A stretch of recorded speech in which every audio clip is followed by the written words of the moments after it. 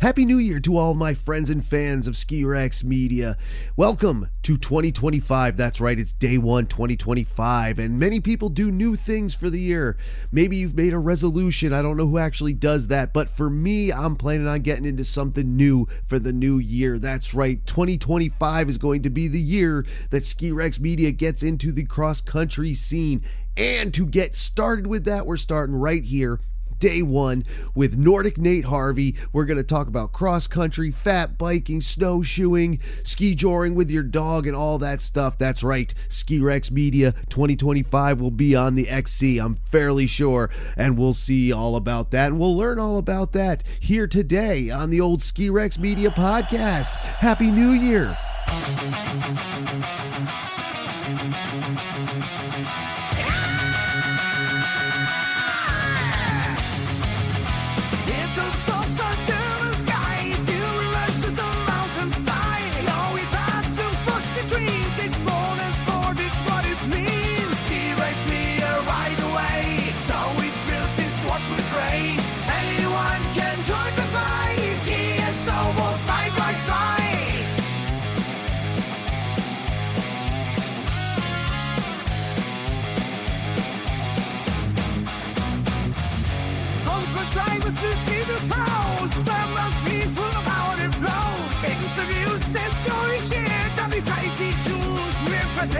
Ski Rex Media, feel alive. Every curve, feel the drive. Join the crew and shred the ride. Ski and snowboard side by side.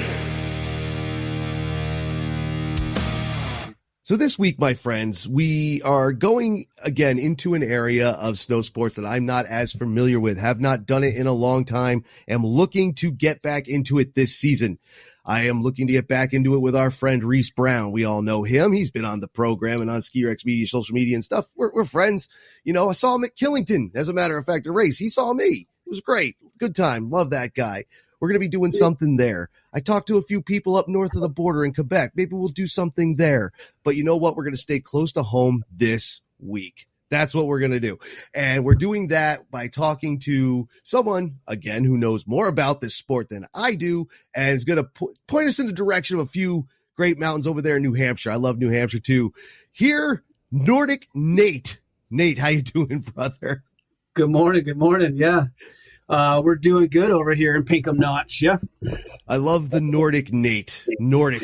He knows if he's in his name, obviously that's not his given name or his birth name. So let's get into that. Let's talk about first who you are. I know, right? I mean, maybe not. I don't know. I don't know your parents. Let's get into who you are and what you do. Let's do that. Who are you and what do you do? Sure thing. I always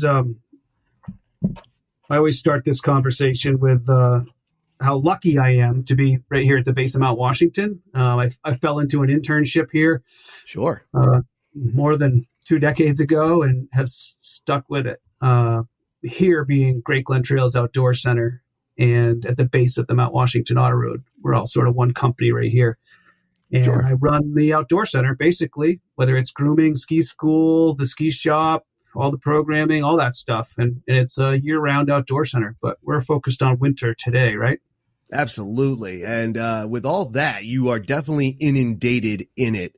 So we're probably not going to just go XC. We'll probably go snowshoes, fat bikes. I see on the White Mountain Nordic website the word ski joring, and that's a word I absolutely love because I've seen this done with dogs and horses, not in person. So we definitely got to get into that a little bit. I just noticed it. Don't mean to just throw that out there at you, but we'll get into that.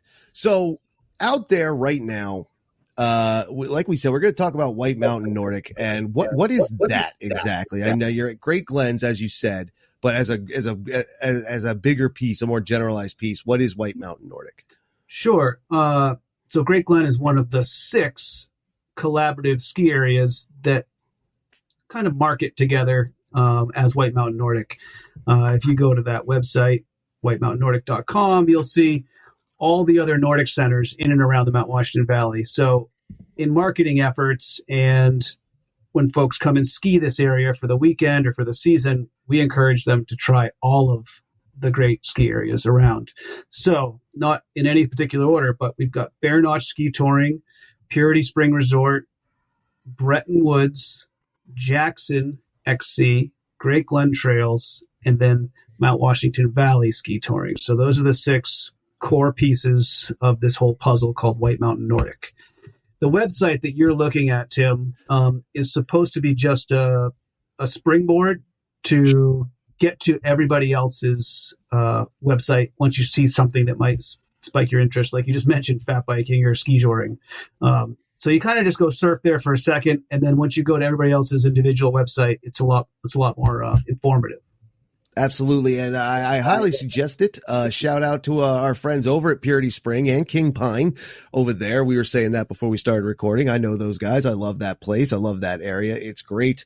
And the rest I know very little about, except I think Jackson XC. Now, don't get me wrong. I work with Indy Pass. Jackson XC, the trails go kind of around Black Mountain, don't they? Yep, they play the Indy Pass game, and they're currently working on sort of connecting the dots to an old trail called East Pasture Loop, and then coming through Black Mountain and back onto their other ski trails there. That would be really cool to connect East Pasture to the Prospect area. Something they've been wanting to do for a while.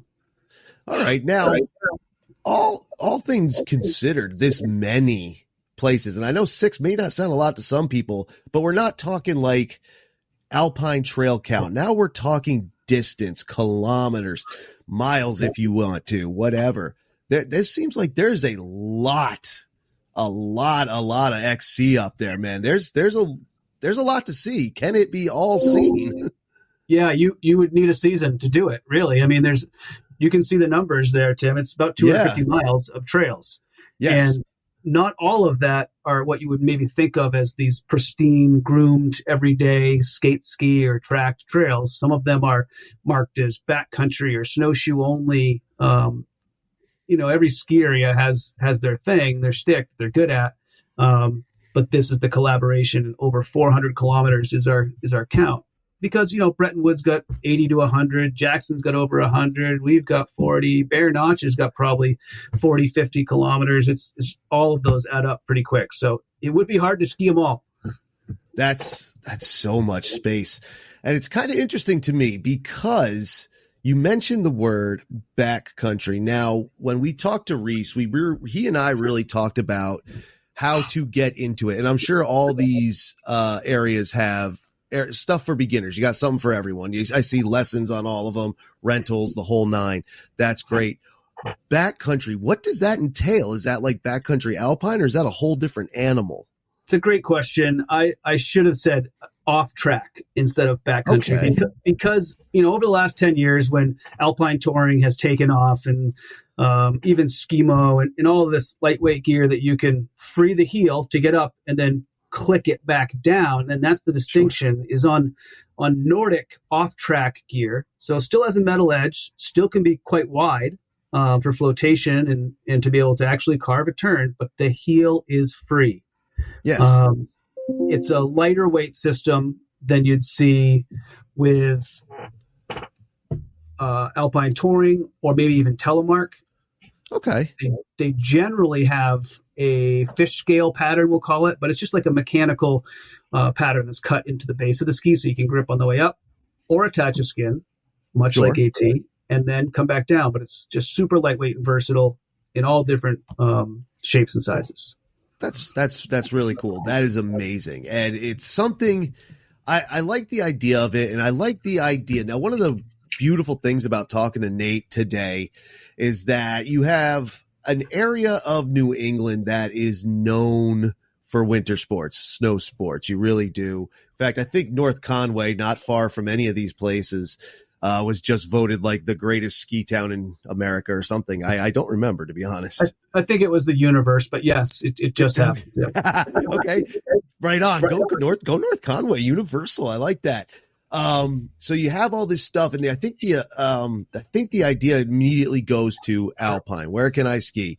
Can I go to King Pine? Can I go to Cranmore and Jackson up there, Black Mountain and Bretton Woods and Wildcat and Attitash and all these places, and up on Mount Washington. Now that's got to be something in itself, and we'll talk about that too. But do you see? I guess the question is, do you all see a good number of XC, like Nordic people, or does it feel secondary, or is it very primary? Tim, wash your mouth out with soap, what you just said. I know. I'm evil. Well, let's take it back a couple 100,000 years, and which came first? Was it cross-country skiing or alpine? And I think people needed to free the heel to get up the hill. The Scandinavians, the people in Russia that were skiing to get their food. So yeah, we're primary. Awesome. Love it.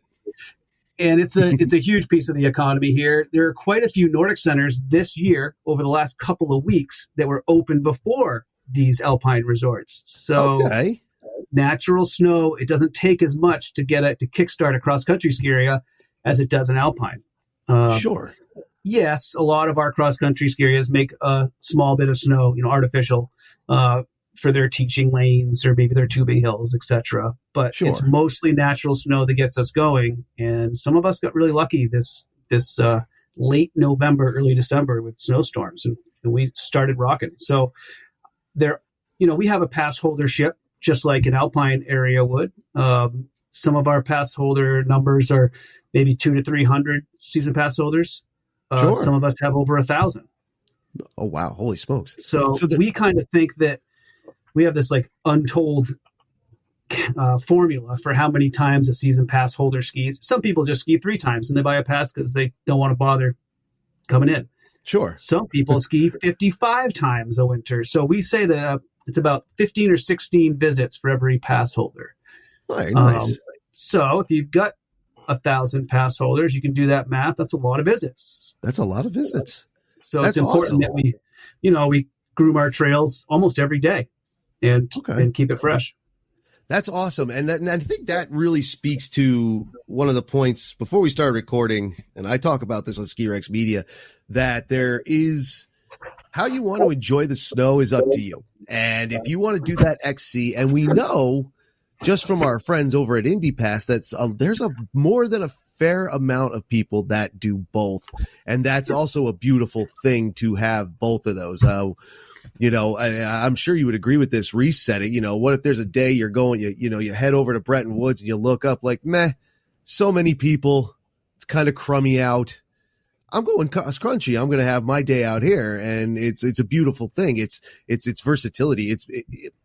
You can do it any way you want. And I imagine you see that as well. Plenty of crossover over there. Yeah. I mean, not to focus on Bretton Woods, but you brought it up. So sure. Yeah. Let's say the parking lot's full over there at the Alpine Resort. There'll be room at the Nordic Center. So at that place right there, you just scoot across the street and go out into the woods, and you won't see people for 10, 15 minutes at a time. It is an alternative. When those chairlifts go to windhold, you just go out in the woods and go cross-country skiing for an hour and a half, and you get your exercise that way.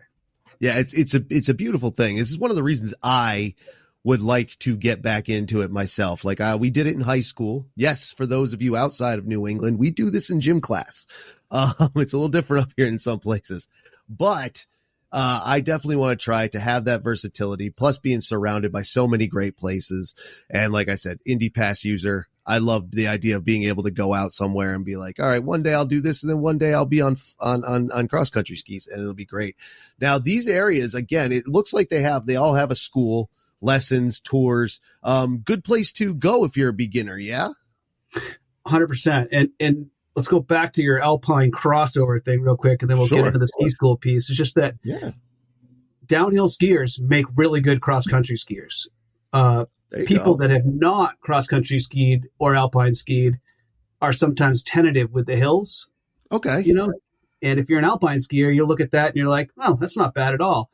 But your equipment's just, a little less. It's not this big rugged boot and ski. So it still makes it challenging, and there's still things to be learned. But if you're an alpine skier, you should absolutely come cross-country skiing. Do it, everybody. I say do it. Like, why not? I mean, so many are getting into touring anyway. Might as well, keep going. Why stop learning? Learn something new every day. Yeah, you'll find some new friends and new passions. And it's also, there's a lot of places that are dog friendly for cross-country skiing. It's a great way to get some exercise for your hound. That's something I see a lot. And you have on the website, there's even photos of the ski jor with the dog. which is quite interesting. How does that work? Like, I know people who would look at this and say, cruelty, you're running your dog ragged. Do you have experience with this? Yeah. Yep. My dogs love to ski. There you go. My wife skis yours with our littlest dog. It's generally mostly done on skate skis. So there's not much resistance on the ski itself. The glide's pretty good. You would still ski with your poles, so you can help the dog on the uphills. It's not just pulling 180 pounds of dead weight up the hill. Sure. So you're helping, and you're kind of feeling what they're feeling. But some dogs just love that sense of pulling. It's not for every dog, and it's not for every skier. If it's not done safely, you can get yourself in a big mess with oncoming traffic. So there are only a few places on this White Mountain Nordic map that you've got there where ski joring is acceptable. Sure. And there's like different tools that you use as far as like the harness, so you're not choking out your dog. The actual strap that you tie to yourself has a bungee on it so that it's not like full static pull. There's give and take. There's like a lot that goes into it. And once or twice a year at Bear Notch Ski Touring, and I think Jackson, they'll do these ski joring clinics where you can come and see how it works and then see if it's for you. So there you go. That ties in with what we were about to talk about with the school. You and your dog can go back to school together. And that's an amazing thing to me because number one, I like your explanation of it. When people say that to me, like, isn't it bad for the animal? I was like, well, I don't see it being any different than being on a leash. It's, and your dog should probably be on a leash, anyway, for safety's sake. And it's really no different. Like, it's fine. Now you got people love dogs. And to bring your pet dog up on Alpine, I mean, if you're a touring person, you're out in the middle of nowhere, I guess I can kind of see it. But I feel like if you want to get out with your hound and do some things that are safer, and again, everybody's different, check out the cross-country skiing thing. And we talked about clinics with your dog. Let's talk about clinics with the people, just the people. Sure. Area's great for noobs. Everybody has a school, and we were saying it is a good place to come learn up in your area there. Yeah, generally at all of these resorts that you're looking at the White Mountain Nordic website, our ski school arena or platform is very close to the base lodge. So you kind of walk out the door, and that's the flat area, the not intimidating area that you start on. Sometimes you start with just poles in your hands and no skis. Sometimes you start with one ski. Sometimes you start by getting off the ground, learning that part. So it's always different, and everybody's got their kind of their moves, and every ski school instructor is different. And I think it's cool to ski around and try different lessons at different areas. Everybody needs a lesson. I think 100%. The best golfer in the world would tell you that. You didn't go and just start driving your car without a lesson. So we all should learn more. For sure. Absolutely. And I agree with that 100% for many reasons. Number one, if you learn from a professional, they know what to teach you. So you're going to have a better experience. You're going to get out there on your own quicker, safer. You won't end up getting a divorce because Lord knows, do not teach your husband, wife, boyfriend, girlfriend, your mother.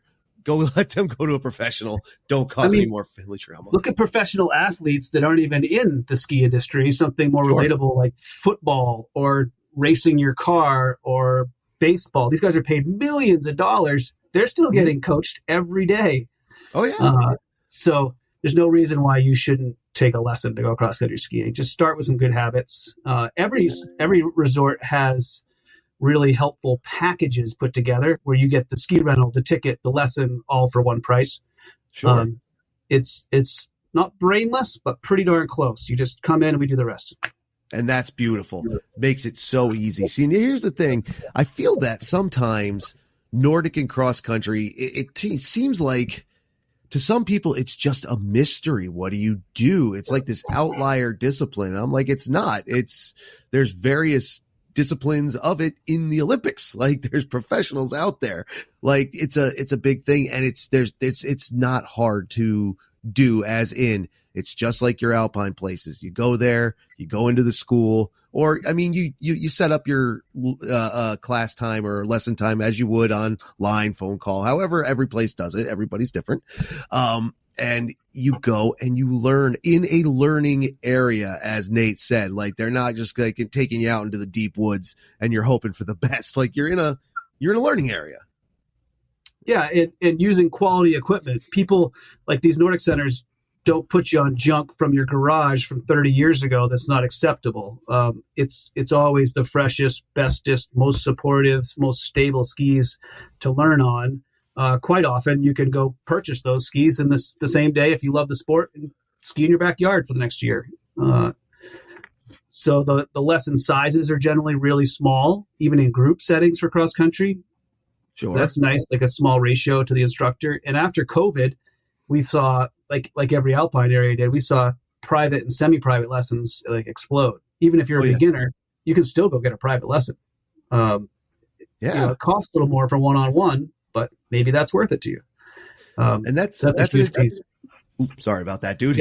I got excited. It's awful. I stink at this. I really do. But I like that you use the word cost. That's something else we've talked about. Yes, private lessons are a little more, but cross country as a whole, if I'm not mistaken, and I'm sure your experience as well, is it's a bit more cost effective.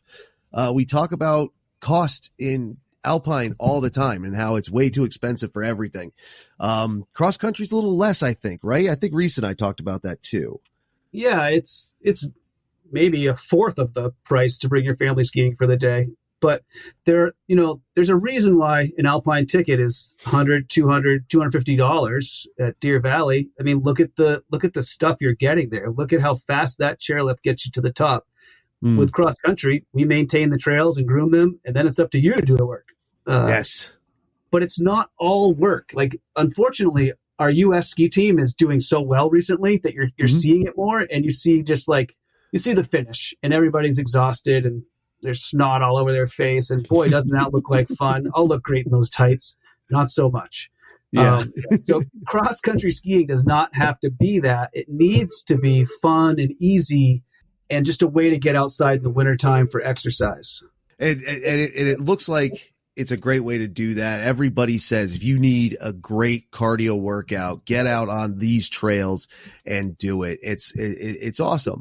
Now, what I'd like to get into, not to go complete left turn on everybody here, but it's staring me in the face. So a little behind the scenes, while I'm looking at my camera and looking at Nate talking to him, I have the White Mountain Nordic website over here. Now, you see a couple different things. You see the skis. You see the skiing with the dog. Now, you also see fat bikes. You also see snowshoeing. Just like in Alpine, you got your skis, you got your snowboards, you got your telemark, you got your teleboard if you can find one, all kinds of different stuff. Clearly, Nordic has so many different things all allowed at these ski areas, correct? Yeah, I think some of us allow things on certain trails on certain days. Sure. So it is good to call up and just double check. And there are some places that are just not fat bike friendly. There are some places that don't offer snow tubing. That's not their thing. Snowshoeing is generally allowed on most trails, if not specific trails. And it's a really easy way to get outside and get some exercise. It's like probably the easiest way to do it is to snowshoe. And the whole reason for snowshoes, here's a little educational thing. Like they were used a long time ago and still are used to walk on snow when it's deep. So if you were to walk out into 6 feet of snow with your regular sneakers, you'd probably be thigh high in snow. But with a snowshoe, imagine your keyboard of your computer. Imagine that was 3 times as big. That's the size of a snowshoe. And you attach that to your foot and it just keeps you floating on the top of the snow. So you can go check your traps if you're a hunter. You can go check your sap lines and tap lines for maple syrup people. Or just go get exercise out in the woods. Otherwise, you wouldn't be able to walk in the snow. So that's the vehicle to walk in the wintertime without. And it's got little grippers on the bottom too.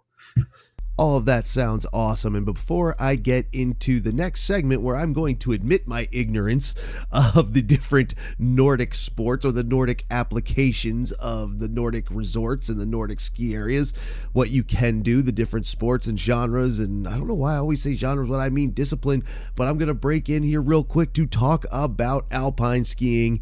Yes, I'm talking about Whaleback Mountain. Whaleback Mountain is open and ready to rock, and I have already lifted there, and it is great, and it is great fun. So easy to get to Whaleback Mountain, my home mountain, my partner mountain, my very first Ski Rex Media partner.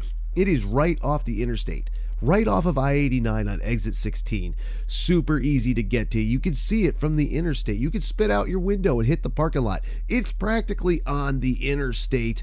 I don't know why they just don't let that exit be Whaleback's exit. Yes, there's a couple gas stations. Yes, there's other businesses there. And yes, you can get into a couple neighborhoods from that exit. But Whaleback is where it's at, and they are ready to go. Whaleback has everything you want in a small package. Do you want groomed runs that are easy? They got you. Do you want natural runs that are challenging? They got you. Trees? Gotcha. Chairlift, T-bar, rope tow, carpet lift, learning area, rental shop. They have food. They have the brand new Entebeni RFID system to get you in, out, and around quicker and easier. It's so wonderful, everything they have going on over there, and they are friends of mine, including I'm over there liftying. I'm a lifty over there, my friend, so come on by, say hello. I'll say hellos to you, and if I can sneak off, we'll take a run. Whaleback is awesome. You could come up anytime you want. Very easy to get to, like I said, and not too expensive. Tickets are very moderately priced. 100%. You can get up, no problem. You can also use your Indy Pass there. Full Indy Pass partner.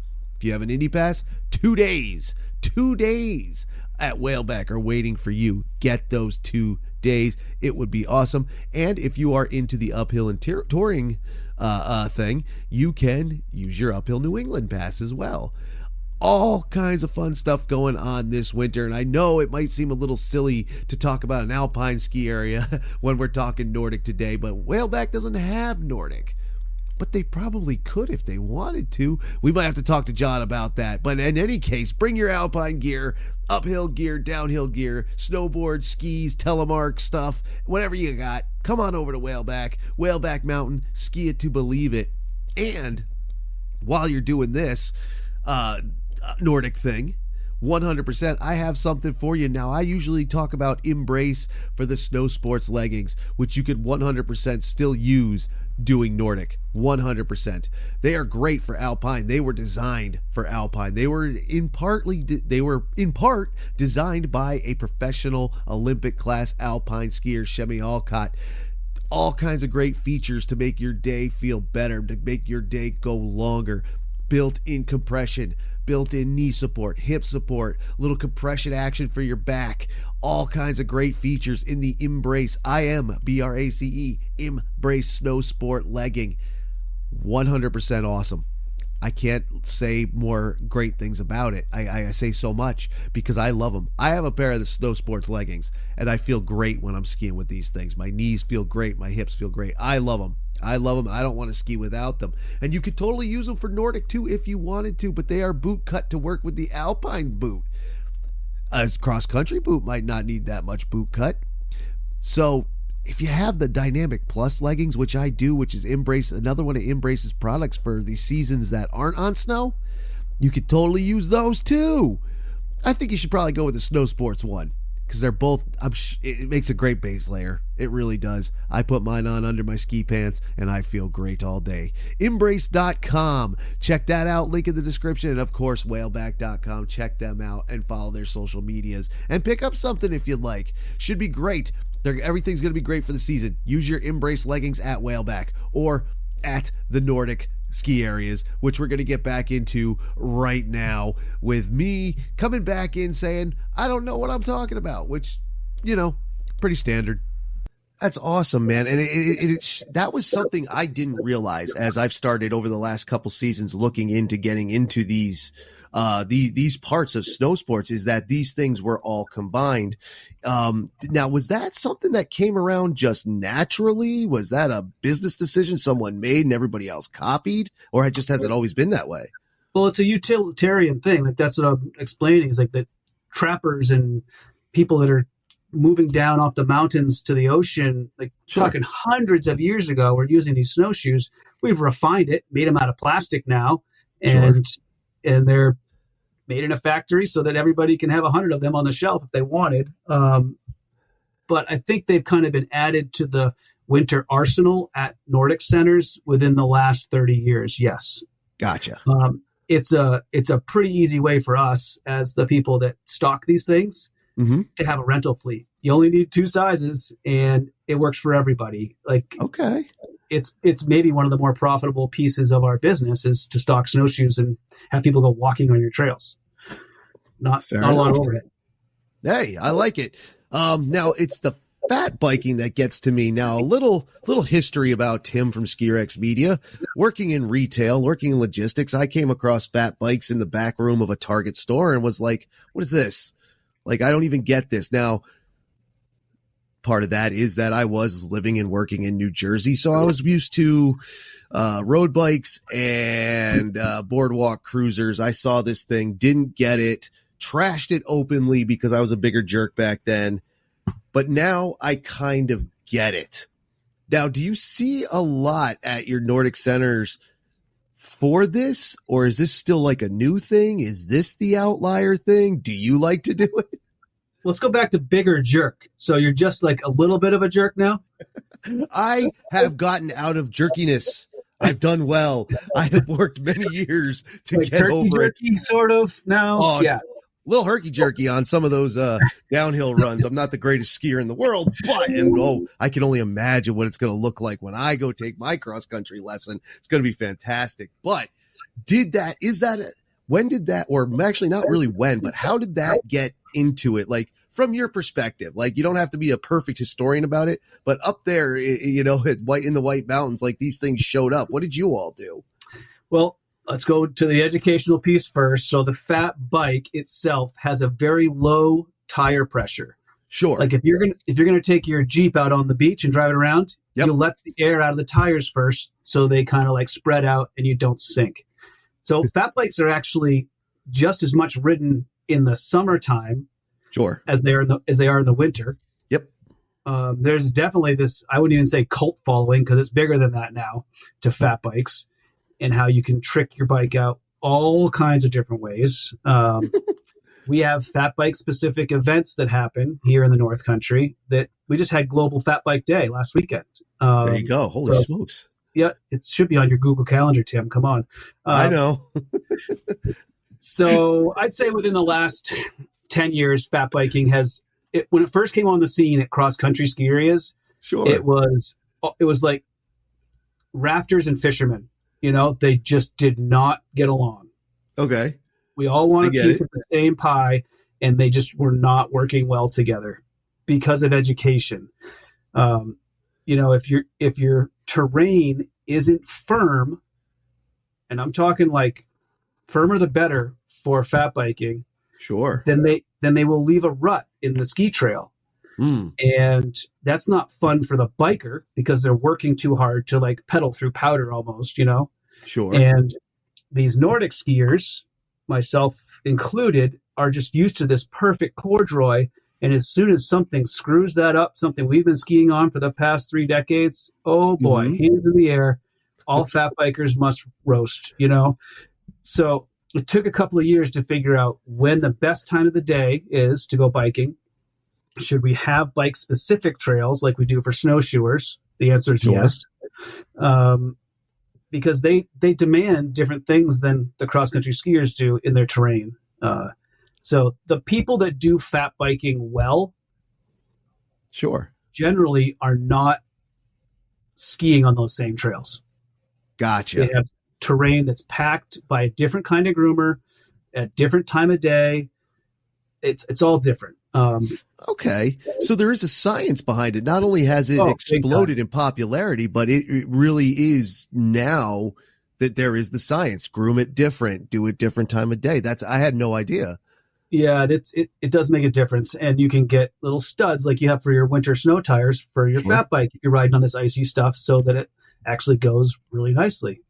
Fat biking, it kind of looks sexy. You're looking at this bike like, wow, that's going to get me up the hill. It is so much work as like, if a non-biker jumps on this thing, you're going to be done in an hour. No problem. Hour and a half.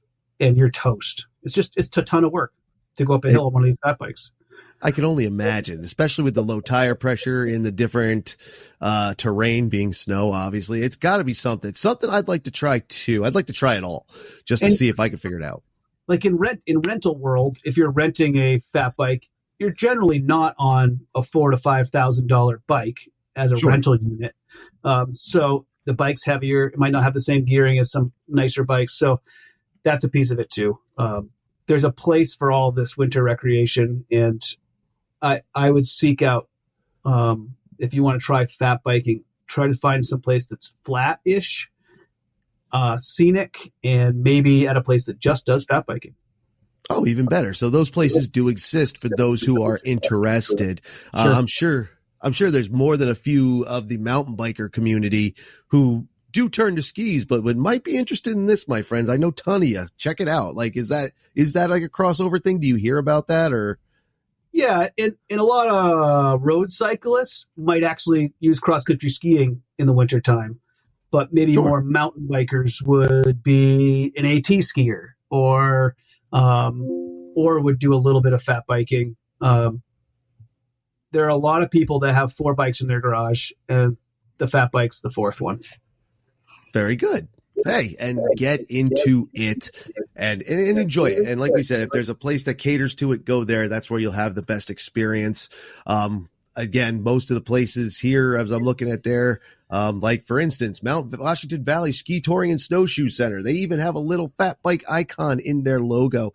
Now, Mount Washington. Now, earlier we talked about going to the school, and I said, it's a good place for beginners. Now, when people hear Mount Washington, I feel like it brings on some anxieties. Mount Washington's tough. You go up 6,000 feet to ski, or you're cross-country, or the hikes are ridiculous, or people love to talk about that one. Why am I blanking on that? Ravine. That's the one. Yep. Oh my goodness, my brain today is awful. But you can see it from Wildcat, I found out last season. So, is that something people should be? I mean, everybody's different. Everybody gets a little anxiety ridden over some things, but it's more than doable. It's not something to be afraid of, really, is it? Mount Washington. Well, let's. Or again, if I'm wrong, we're going to need another podcast, Tim. So, Mount Washington is the home to the world's worst weather. You've heard that tagline. It has the worst weather in the world. Yes. So that's 100% fact. That's a pretty big statement, and it comes down to how the weather systems attack this mountain range and basically the winds that it draws. Sure. When North Face or LL Bean or anybody wants to go test the gear that they're going to use for expeditions in other countries like Everest or something, or K2, they test it on Mount Washington because it's attainable to get here, and the winds here are the worst. Mm-hmm. So if it can stand up to the weather here, it can go anywhere in the world. Okay. That's not saying that when you're cross-country skiing, you're in this environment. All 6 of those areas at White Mountain Nordic, you can see Mount Washington from, like you mentioned, Wildcat. You can see the mountain from different angles, but you're not skiing up Mount Washington in a cross-country setting. Good. So hikers and alpinists that should hire a guide for this mountain are in a different set of equipment on different days, and it's a whole different gig. You can't drive your car up Mount Washington in the wintertime. There are tours on the train. There are tours on the snow coach here at Great Glen Trails. We go to tree line only because of the harsh conditions above 4,200 feet. Got it.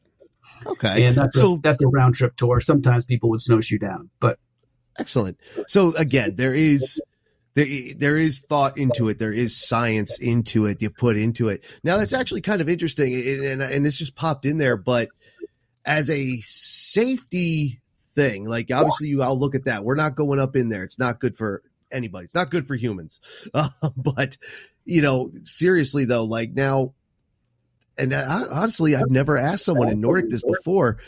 We're all used to seeing red jackets with white crosses on them. Do you all have patrols to watch out for everybody? Or is it because it is different? Because do you not need it? Is like, I think you understand what I'm saying. How do you address that? Yeah. Every ski resort on that list there, the 6 that we're talking about, has some sort of ski patrol at their facility. Okay. If you offer a groomed product, you need to be responsible to help people if they're injured or had an incident of some sort. The numbers are really, really, really low in cross country. That helps keep our insurance down in most cases and keep people in the sport. It's also a numbers thing. You put 5,000 people on an alpine hill on the busiest day, you're going to have some injuries. It's just how the game goes. Yeah, 100%. But we don't have 5,000 person skier counts. We'll do 300 or something on a busy day. And so maybe I think we had 6 first aid calls or something last year. It's not a lot. And nice. Most of them are walking away and just needed to hand off the trail. So every resort is different on how they handle those things and how far away they are. Right here at our place at Great Glen, you're only a 15 to 25 minute ski away from the base lodge in most cases. But in other resorts, you could definitely be hours away because you drove to the trailhead to start your day over there. So some people do have roaming red jackets with white crosses, and other resorts do it differently. It's just how it goes in cross country.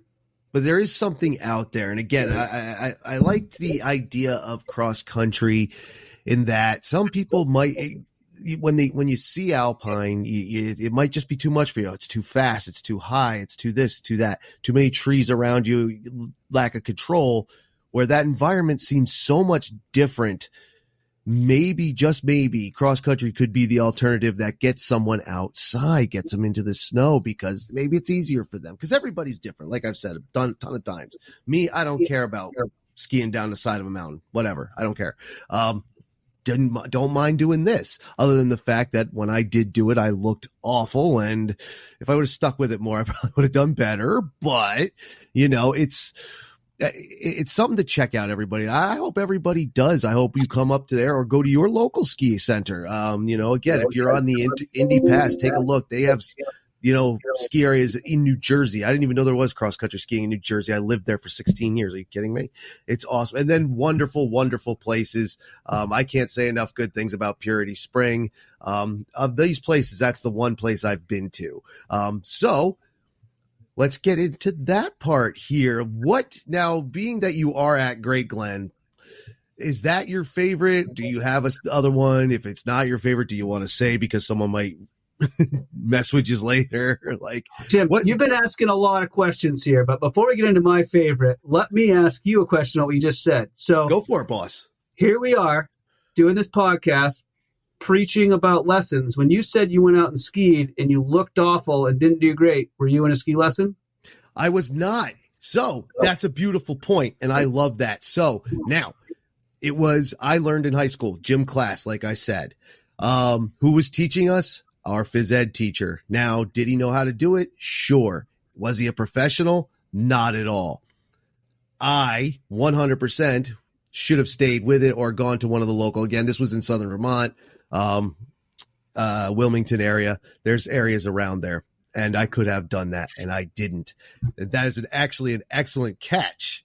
I like that. I like Nate. Nate is like the most fun guest we've had. Sorry, everybody, but Nate's a lot of fun, and I'm really digging this one. I'm really enjoying it. Not to say my other guests aren't fun. I'm friends with all these people. You can roast them. They're probably not listening anyways, Oh, they probably are, because I'm shooting my mouth off, and that's just the way it goes. So, Tim, also, in gym class or these alpine skiers that might come down and try cross country, you said you didn't look that good.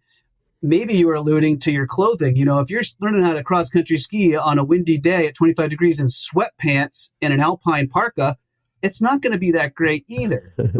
So yes, you can get started with your alpine kit as clothing, but you're going to quickly find out that you're not riding a chairlift. So you're always active. So you need some more breathable clothing and stuff. Yes. A lot of the same base layers and socks. You can maybe even use the same hat and gloves, but your outerwear is a little bit lighter than your downhill parka.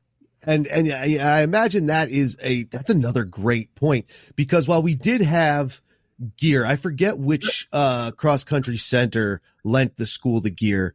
I know Mount Snow did mountain bikes, but I can't remember which one down there did. It might have been over there in Woodford. It doesn't matter. The point is, I was in likely jeans, believe it or not. I mean, this was the 90s, the late 90s, my friends. You know, and whatever ski jacket I was wearing, it could have very well been my Mount Snow employee jacket just for the fun of it. I don't remember. And again, I love that you brought it up, because yeah, we can talk junk about it, but a true lesson from a true professional will always give you a better time. They can look at someone and say, this is what you need to correct, and then you will have a better time. I can't do that. I've tried to teach people how to alpine ski. It goes awfully because I don't know what to look for. It's a great point, and it is awesome. But I mean, if you're listening to this and you're a school kid and you want your school to do it, I highly recommend it. But Nate makes a good point. Let's see if we can actually work with getting someone in there to show you how to do it, not just your gym teacher. So instead of avoiding which one's your favorite, how about we actually do it now? There we go. Pin him to the wall. I think it depends. It depends on what I'm after for my personal workout. At heart, I'm a skate skier most of the time. Sure. That's a very dynamic division of cross-country skiing where you get a really good workout quickly. Sure. You can cover a lot of ground in an hour and a half as an efficient skate skier. Awesome. So if I'm skate skiing and want to go for a longer workout, I happen to always ski with my dogs when possible. It'll generally be at Jackson Ski Touring, Mount Washington Valley Ski Touring, because it's really close to my house. Those are the two places I go skate skiing a lot when I'm not at work. Nice. And so you do. Yep. So then I do a lot of this off-track skiing we were talking about, this backyard, metal edge, kind of beefier off-track boot. And it's like when you go touring through the woods, you're cutting your own trail. Imagine if you were skiing off the Kankamangas Highway, you know, and you don't need a trail pass to do that. You just go, You're on a hiking trail on cross-country skis. When I'm doing that sort of stuff, I tend to just go where it's not groomed and go find my own space and sort of breathe in winter and enjoy the beauty of that piece of it. So there are times when none of these resorts play a part of how I go skiing. Very good. And that's awesome. Again, that speaks to versatility, like be able to do what you want, how you want, and that you can do it any way you want. You know, it's like I always say, there's no wrong way outside of technique. Obviously, technique is a very wonderful thing for safety and ability and all that. But if you want to just do it the way Nate said, go for it. If you want to do it different, go for it. It's a lot of fun. Sir, is there anything we missed that you want to get out there, my friend? Yeah, it's a huge category, actually, this last part of how I was talking about going skiing in the woods, where you can do it with your family, you can do it with your dog. You can, Forest Service roads are great for this. Maybe there's a snow machine track, or maybe there's not, but those Forest Service roads are generally easy grades, and they're generally there and backs, Okay. So you can come back on the same trail, not get lost, go as far as you feel comfortable up into the woods. And the higher you go, the better the snow is generally. There you go. But we sell a lot of these in our store. We have a huge cross-country ski shop here. This is where people buy skis, is at Great Glen. And it's this sort of metal edge concept that it's good on ice, it's good on powder, a supportive boot. Like, you don't have to have a season pass to use this stuff. You can just go once you get this with gear. And this stuff lasts almost too long, Tim. It's like I'm seeing people replace their skis after 15 years. That's not really a Wow. thing with Alpine. You're flipping your skis every 5. Yeah. Just That's for the newest amazing. technology. Yeah, it's too long. The stuff lasts too long, basically. And sometimes their long underwear lasts 25 years, and I can smell it walking in. No, I'm just kidding. All right, people. It's a little sweatier than your Alpine day. Make sure you remember that. Yeah, treat yourself to a new base layer this year, everybody. No, I don't think there's anything else that I need to talk about. I'd say try all these Nordic centers, and then once you do buy a season pass at one of them, quite often we have reciprocal privileges to go and ski at other places at less money. So just do your research, talk to the people behind. We're so awesome in cross country and so helpful, and want to just get everybody on our side. So just open the conversation and we'll be here. Excellent. And like you said, they will be there. Take a ride up, head to the websites. You can go to the landing page, wmnordic.com. You'll have all the links to everything you'll need there. Go to these 6 specific websites. And then if you live somewhere else completely different and aren't coming up to New Hampshire, take a look around. You'll find something. And it's something I want to try. It looks great. It looks interesting, and it looks different, and it looks like fun. And I think that's what we all want. Thank you, Mr. Nate. I appreciate it, man. We'll see you up there this winter, man. I'm coming up. I've got a comp pass sitting right over here. And at the end of the day, if you don't think it was worth $26, you don't have to pay. I love it. I love that. $26, dude. You can't beat that with a stick. No, you can't. You can't. Awesome. And there you go, my friends. Thank you, Mr. Nate. I'll see you this winter. I'm sure of it, because I'm coming up. Thanks again, dude. Okay. Nice to see you. And there he goes, our new friend Nordic Nate Harvey, up there in the White Mountains of New Hampshire, holding it down on the cross-country front. That was a fun episode, man. Nate's a card, man. I like him. Definite character. Like him a lot. This is definitely one of my favorites again this year. I'm getting all kinds of new favorites up here, man. Kate Zelliff last week was absolutely awesome. Nordic Nate this week, totally awesome. A new friend next week, Louise Pode, another one of our friends from over in the UK. That's next week. Stay tuned for that, man. We got all kinds of stuff, all kinds of new friends this year. That's something else we've been doing. Yes, we've had some repeat offenders here. Obviously, Rob from Anti-Ordinary was on, and he's always great. He's a lot of fun. Going to be getting into the Anti-Ordinary helmet this year. I don't know if we'll be using that for the cross country and the snowshoeing and all that good stuff, but I do want to get on the cross country skis. I would like to get up there and see Nordic Nate. I, of course, want to get over and ski with my friend Reese Brown over there. It's going to be great. So if you're interested in the Nordic skiing, and I don't know how you might not be, I'm just kidding. Obviously, it's if it's something you're interested in, you're interested in. If you're not, you're not, and that's okay. But in any case, today we were talking about White Mountain Nordic, wmnordic.com, link in the description. Those ski areas are Bear Notch, Bretton Woods, Great Glen, which is what one of the areas that Nate is, it's the area that Nate is part of. Jackson Cross Country over there near Black Mountain, New Hampshire, which shout out to our friends at the Indy Pass for working on that in Black Mountain, New Hampshire. The Mount Washington Valley and Purity Spring. Of course, shout out to our friends at Purity Spring and King Pine Ski Area as well. That's right. I don't know everybody, but I know a lot of folks. So, wmnordic.com. That you can do 100%. ccsaa.org. I believe is the website. I've gotten it wrong before, and Reese helped me with that. So if you want something even a bit more general to look for something closer to home, you can do it there as well. You could also Google Nordic skiing, cross-country skiing, the Cross Country Ski Areas Association, White Mountain Nordic. If I blow the links, everything, there's always a backup, right?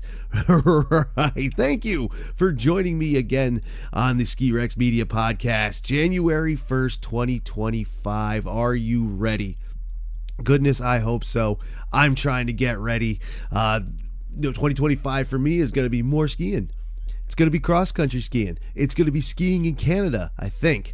It might not be as big a trip as I would like to do in Canada, but we're definitely hitting one or two places. I'm definitely hitting one or two places. You ever notice I refer to we or refer to Ski X Media as we a lot? I'm the only one here.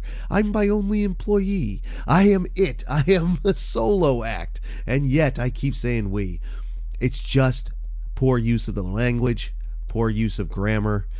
I try to speak better. I try to speak well. I try to be articulate, and I try to use the language correctly. And I blow it from time to time, as you can see. But I think that's part of the fun of Ski Rex Media. I blow things a lot, but it's real.